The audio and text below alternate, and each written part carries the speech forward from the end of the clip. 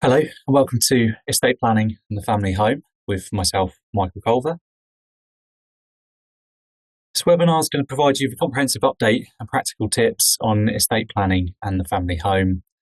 And it's particularly relevant following the recent changes to capital gains tax allowances and the lack of social care reform. It doesn't seem to be very high up the political agenda at the moment.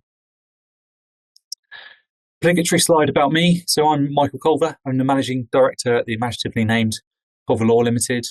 We're a niche private client law firm based in central London. We have an office in Cambridge as well. I'm also a chartered tax advisor and a full member of STEP, Society of Trust Estate Practitioners. I'm the chairman of the Association of Lifetime Lawyers, which used to be Solicitors for the Elderly, and I've been chair for about 5 years now.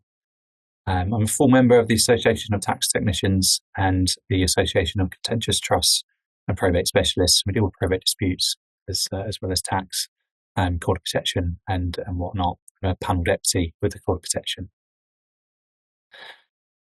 So let's dive into today's topic.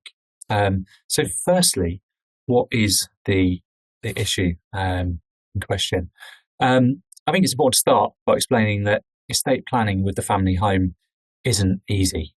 There's all sorts of issues to consider, as we'll see as we go through today's presentation. Now, for most clients, their main asset is going to be the family home.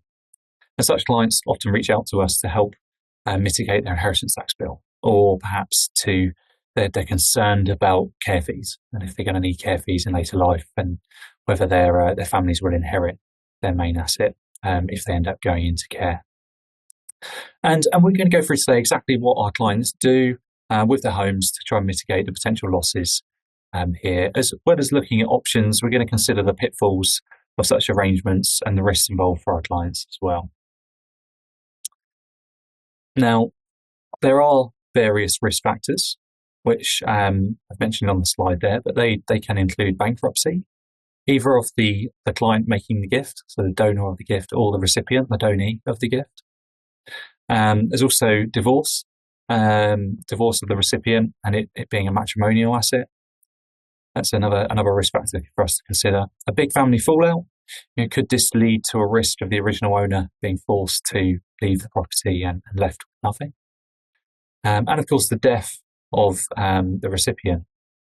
And could we again find that the property being owned by the recipient is now being left to charities, or maybe a son or daughter-in-law who want their money and then could perhaps force the sale of the property.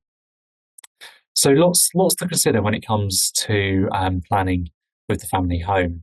For inheritance tax purposes, as I mentioned on the slide, we've got to be aware of gifts for reservation of benefit. We've got to be aware of deliberate deprivation when it comes to care fees. We've also got to have one eye on factors such as capital gains tax and stamp duty land tax. So lots to consider when it comes to planning regarding the family home.